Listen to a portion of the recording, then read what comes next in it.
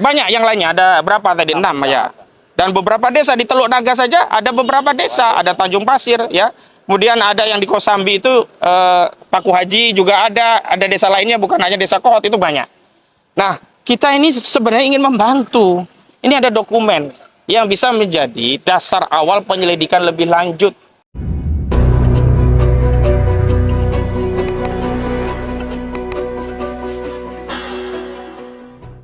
Kami ulangi ya, Bismillahirrahmanirrahim. Assalamualaikum warahmatullahi wabarakatuh. Jadi memang tadi ada sedikit keributan di kantor Kejaksaan Agung Republik Indonesia. Lagi-lagi ini karena kinerja aparat kita tidak punya sifat melayani dan mengayomi. Yang muncul ketika berhadapan dengan rakyat itu selalu menunjukkan, ini kewenangan saya, ini hak saya, Anda harus demikian, Anda harus demikian. Sehingga kita yang sebenarnya datang dengan niat baik, membantu kinerja Kejaksaan Agung untuk membongkar dugaan tindak pidana korupsi dalam kasus terbitnya sertifikat di laut, ini justru malah terhambat. Jadi begini, kami tadi sedianya bertemu dengan penyidik atau PIC setidaknya dari Jaksa Agung Muda Tindak Pidana Korupsi Kejaksaan Agung Republik Indonesia, karena kita ketahui Jaksa Agung Tindak Pidana Korupsi sedang menangani perkara dugaan tindak pidana korupsi terkait penerbitan sejumlah sertifikat di laut di perairan Laut Tangerang. Nah, hari ini kami menyampaikan dokumen karena sebelumnya kita tahu bahwa Kejaksaan Agung sedang meminta dokumen dari Kepala Desa Kohot. Kepala Desa Kohot, Kecamatan Paku Haji, Kabupaten Tangerang. Nah, hari ini kami justru ada temuan yang menarik, yakni kami temukan dokumen dari pemerintahan desa Kecamatan Kronjo, desanya Desa Kronjo. Apa dokumen yang kami temukan? Ya, ini adanya surat nomor 142 garing DS strip KR garing 039 garing 9 Romawi garing 2024 Tangerang tanggal 13 September 2024, berarti baru sekitar 2 atau 3 bulan yang lalu lah kira-kira ya, yang ditujukan kepada Kepala Kantor Agraria Tata Ruang Badan Pertanahan Nasional Kabupaten Tangerang atau ATR BPN Kabupaten Tangerang, yang kemudian juga disekikan kepada Kepala Kantor Jasa Surveyor Berlisensi KJSB Raden Lukman Fauzi Parikesit di Jalan Bungur nomor 7 Blok A 131 Desa Margasari Kecamatan Tiga Raksa Kabupaten Tangerang. Perihalnya surat itu, dokumen yang kami temukan ya, adalah permohonan pengecekan lokasi sekaligus identifikasi bidang-bidang tanah yang terletak di Desa Kronjo, Kecamatan Kronjo, Kabupaten Tangerang, Provinsi Banten. Nah, yang menarik adalah dalam surat ini, Kepala Desa Kronjo mendalilkan bahwa ada beberapa orang warga masyarakat desa yang dipimpin oleh Kepala Desa Kronjo, ya, mengajukan permohonan berkaitan dengan adanya keinginan warga agar dapat memanfaatkan dan mengusahakan kembali bidang-bidang tanah milik mereka yang dahulu diperuntukkan sebagai tambak dan budidaya hasil laut lainnya. Nah, di dalam lampiran surat itu disebutkan ada setidaknya daftar pemohon dari Desa Kronjo itu ada 17 orang. Ada dari nomor kafling 12, 3, 1, 5, 13 sampai kafling 6. Ada Aisyah, Basiah binti Buang, Dalim, Hajah Risah binti Selim, Hajah Santia binti Sean, Maimunah, Neneng, Rinah, Salamah, Samia, Sartiban binti Tambi, Satibi, Sawiyah, Sami, Sobari, Sukiasi, Ules, Sumarno.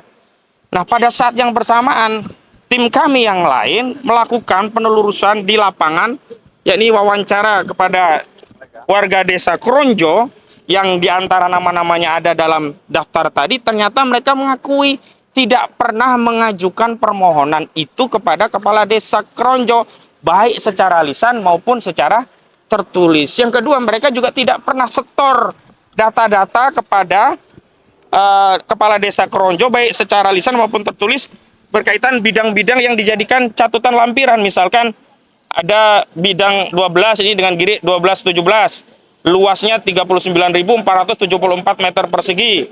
Luas petanya 39.474 persegi. Jadi dari 17 nama yang dimohonkan ini totalnya ada 80.400 berapa ini ya? 80,4 hektar gitulah kalau dihektarkan ya. Jadi 80,4450 hektar. Jadi kami menduga ini bagian dari modus operandi ya, melakukan sertifikasi lautan dengan dalih dulunya tambak atau budidaya laut lainnya oleh oknum kepala desa di Kronjo dalam rangka untuk menerbitkan sertifikat di atas laut.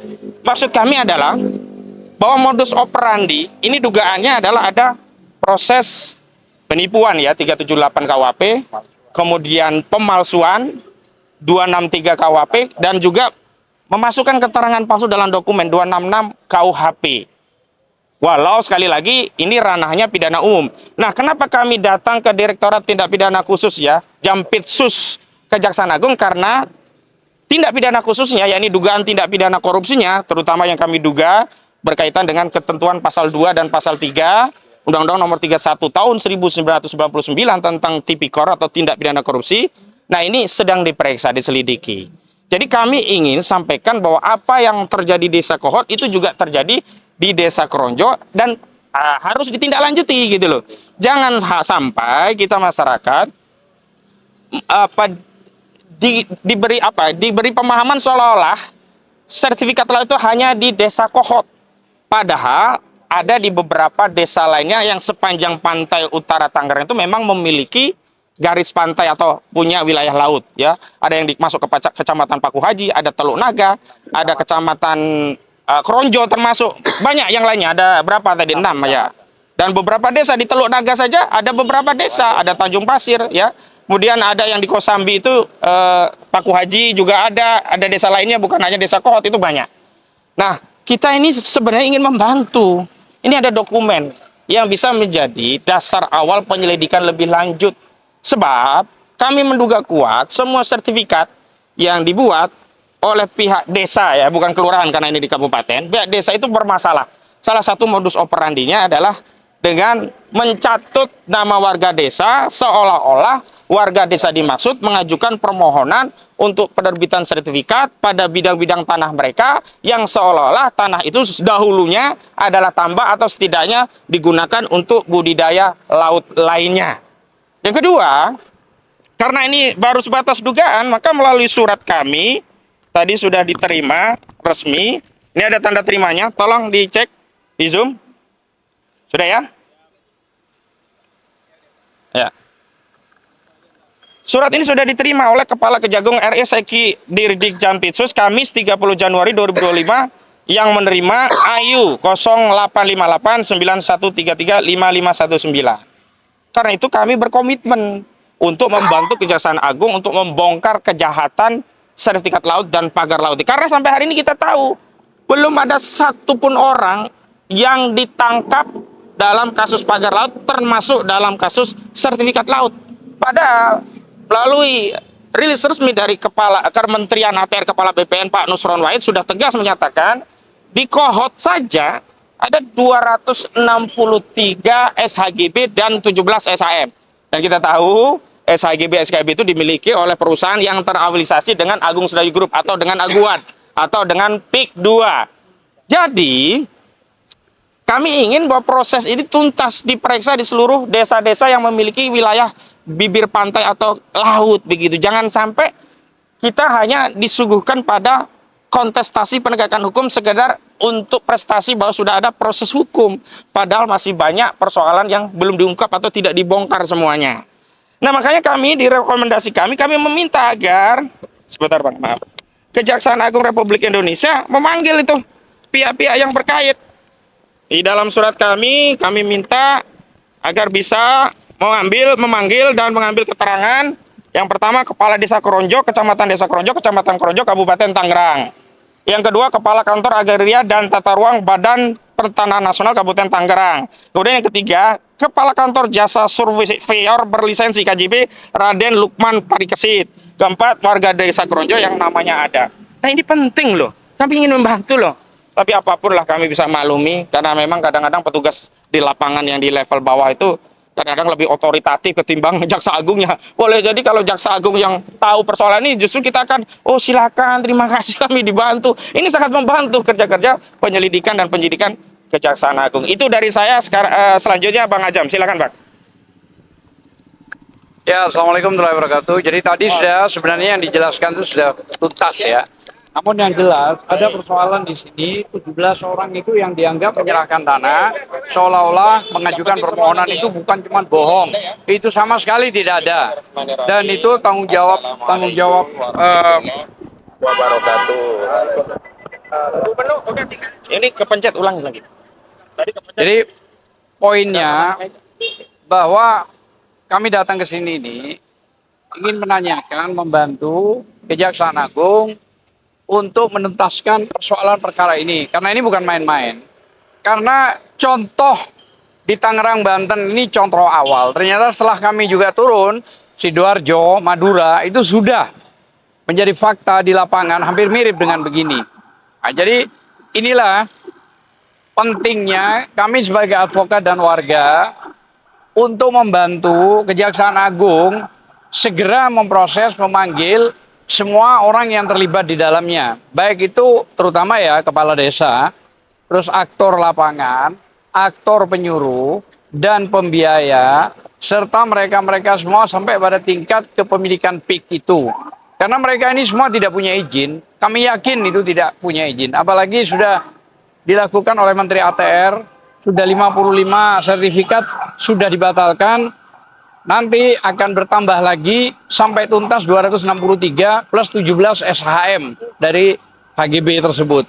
Tetapi bukan cuma itu, banyak sekali. Ternyata juga di Lampung ada, ya di Papua ada, di Makassar ada. Lah ini kan terus terang aja bisa menjadi ratusan ribu hektar ini, dan ini sangat berbahaya kalau dibiarkan. Terus mau jadi apa ini? Jadi inilah fakta bahwa negara kita ini indikasinya sudah dijual ke negara siapa? Ya mata sipit yang melakukan semua itu. Nah makanya kalau negara ini kalah,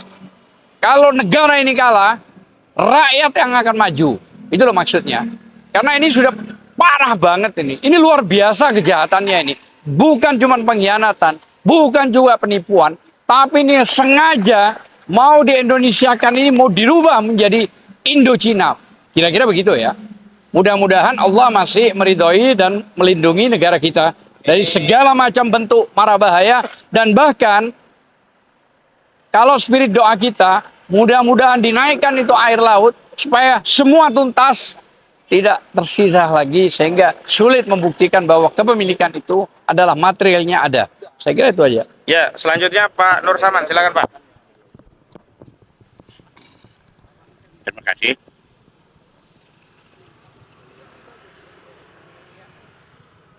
Terima kasih. Assalamualaikum warahmatullahi wabarakatuh. Para saudara-saudara sekalian, sebangsa dan setanah air yang saya hormati. Pertama, saya mengucapkan terima kasih dan terima kasih.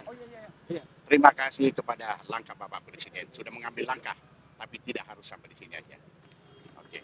Yang kedua, saya minta kementerian seluruh stakeholder yang terkait dengan PIK 1, PIK 2 ini, dengan ASN, PSN, segera mengambil langkah. Sudah beberapa pembicara tadi ini nih, dari saudara sumber ini nih, menyinggung tentang masalah itu. Saya pertegas, segera dan segera. Jangan tunggu rakyat akan marah nanti kepada Anda. Kalau bermain-main seperti ini nih. Jangan orang kecil dikorbankan. Yang pasang pagar, yang dibawa jadi cecung sebagai itu. Jangan dikorbankan itu, Pak. Ada yang bertanggung jawab di atas. Kementerian-kementerian, dinas-dinas yang ini, yang terkait. Termasuk adalah para cukong-cukong, Aguan dan Antoni Salim. Termasuk yang siapa ya penanggung jawabnya? Ini Jokowi. Itu sehingga terjadi seperti ini. Jadi saya minta, ini langkah baik, Bapak Presiden sudah memperhatikan rakyatnya. Jangan berhenti, Pak. Bapak, rakyat akan di belakang Bapak. Kalau ini dituntaskan, Pak, dituntaskan nanti ini nih, bukan di belakang Bapak.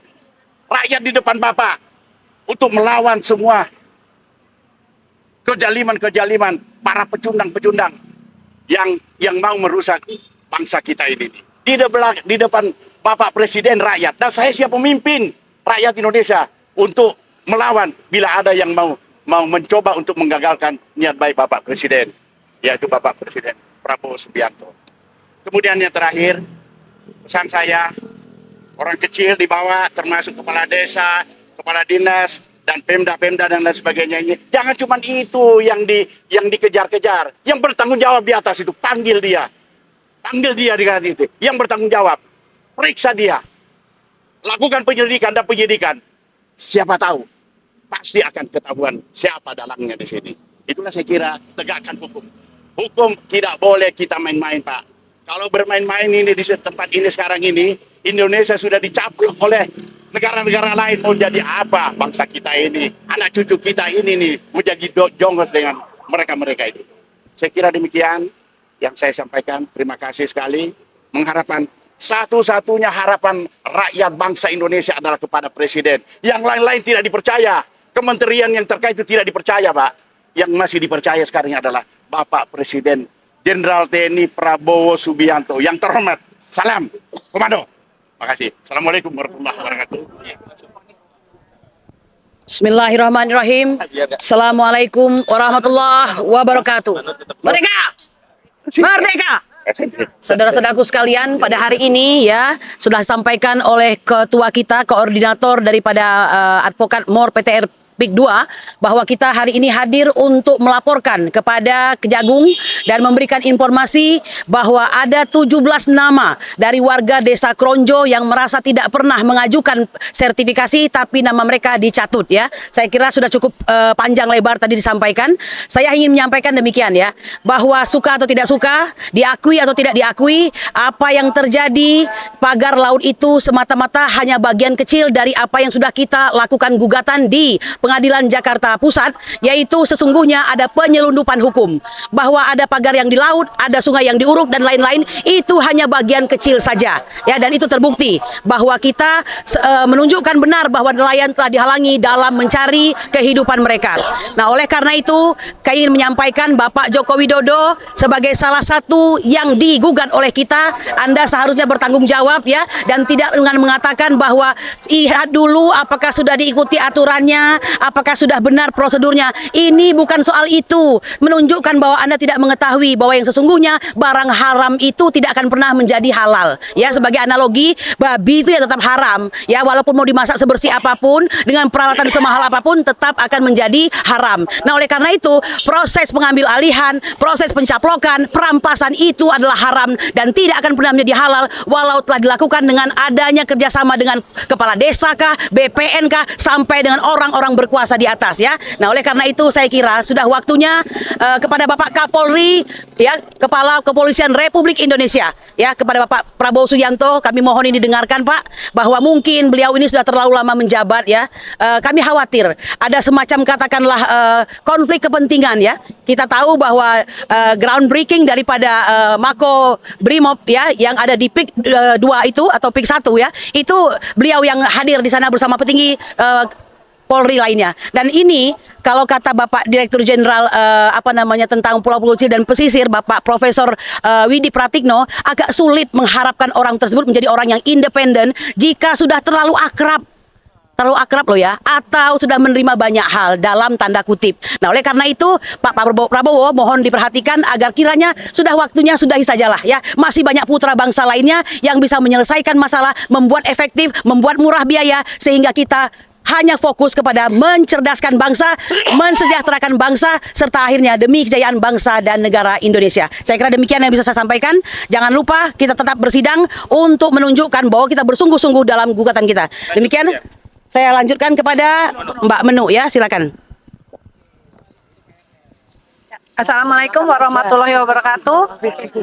Mungkin di sini saya mengemukakannya mungkin beda ya dari yang lain karena saya adalah emak-emak. Tetapi dalam kasus ini ada terjadi pembiaran kejahatan, di mana yang kriminal yang melakukan suatu tindakan kejahatan itu sudah jelas, tetapi kok kayaknya pihak berwenang di sini dalam khususnya adalah polisi ya, itu tidak melakukan apa-apa, tapi cenderung diam. Kita membayangkan sekarang adalah masyarakat Banten yang mereka ada di sana, mereka yang merasakan diintimidasi, tapi mereka tidak tahu mau kemana. Karena polisi institusi aparat yang harusnya yang harusnya mensupport mereka, tetapi menjadi bagian dari kejahatan tersebut. Hari ini kita menjadi jelas. Pada saat kita diusir dari dalam gedung, di mana tidak ada satupun larangan untuk konferensi pers. Apalagi di situ ditulis adalah memang pusat dari pengaduan untuk masyarakat. Jadi harusnya kami bebas-bebas saja. Toh apa yang kami adukan itu relatif kok dengan apa yang terjadi di lapangan. Jadi sekali lagi, 2/3 dari negeri kita sudah diberikan kepada pihak asing. Dan tidak mungkin para pejabat, para aparat itu tidak mengetahui. Mereka pasti mengetahui, maaf kalau saya bilang mereka adalah bagian dari itu juga. Sekian dari saya, terima kasih. Wassalamualaikum warahmatullahi wabarakatuh. Waalaikumsalam. Susi.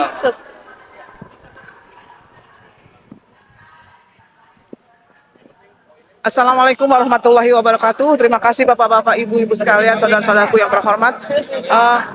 Kami dari ARM Aliansi Rakyat Menggugat sangat berprihatin dengan keadaan negara saat ini.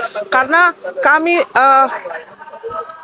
mak-mak ARM sudah beberapa kali pergi ke Pulau Cangkir, ke daerah-daerah yang ada bambu yang laut yang dipagar oleh bambu, itu ternyata banyak sertifikat ilegal yang keluar dari sana. Jadi sebenarnya itu harus Kementerian BPN, ATR, BPN harus menyikapi dan memeriksa sertifikat-sertifikat yang ilegal. Karena laut itu tidak bisa sebenarnya dikasih sertifikat. Langit kalau mau dikasih sertifikat bisa nggak? Nggak bisa kan? Sama juga dengan laut. Masa aneh? Laut pura-puranya di sertifikat itu habis gitu diuruk. Nah itu suatu kejahatan yang terorganisir. Jadi kementerian, semua kementerian kami harap tolong jaga kedaulatan rakyat. Tolong jaga program obornya Cina. Karena obornya Cina itu akan menjajah negeri kita dari Sabang sampai Merauke di pesisir pantai. Mereka membangun dermaga-dermaga, mereka membangun kuil-kuil, dan mereka menjatuhkan narkoba-narkoba di pesisir pantai untuk menghancurkan rakyat Indonesia. Jadi tolong Pak, jangan pura-pura merem, para pejabat jangan pura-pura merem, para TNI harus menjaga kedaulatan NKRI. Kalau bukan kita, siapa lagi yang menjaga? Kalau bukan rakyat, siapa lagi yang menjaga? Tolong, rakyat Banten menderita, rakyat Rempang menderita, rakyat Morowali menderita, rakyat Surabaya menderita, rakyat Wadas menderita. Semua, dari ujung ke ujung, mereka jarah. Semua, mereka sumbat pejabat-pejabat dengan uang. Padahal uang itu hasil rampokan dari nikel, dari timah, dari emas, dari semuanya. Tolong, sekali lagi, Bapak-bapak yang terhormat, perizinan sangat ketat harus dilakukan. Karena PTSP, perizinan terpadu satu pintu itu adalah menjebak rakyat Indonesia. Karena apa? Karena 3 jam selesai. Mungkin nggak 3 jam selesai terus dapat izin tanpa verifikasi, tanpa lihat lokasi, Tidak tanpa terlibat lihat. semua. Itu tidak. Berarti semua adalah biangnya satu, yaitu siapa? Jokowi. Oke. Maguan. Jadi, tolong tangkap para pengkhianat bangsa. Kami rakyat Indonesia tidak rela negara ini dijajah oleh bangsa Cina dan bangsa asing, terutama bangsa Cina yang sangat menjajah negeri ini dari Sabang sampai Merauke. Mereka ambil semua sumber daya alam. Laut mereka ambil, bumi mereka ambil, semua mereka ambil. Mereka berkolaborasi dan diberi karpet merah oleh pejabat-pejabat yang haus dan rakus. Jadi kami minta tolong sekali lagi kepada para pemimpin negeri, kepada jenderal semua, terutama kepada Pak Prabowo yang terhormat, yang kami hormati, yang kami pilih 2 kali sebelumnya Pak. Sebelumnya kami pilih Bapak 2014 dan 2019 kami pilih Bapak. Kami mengharapkan Bapak putuskan mata rantai dengan kejahatan-kejahatan itu Pak. Rakyat akan membela Bapak.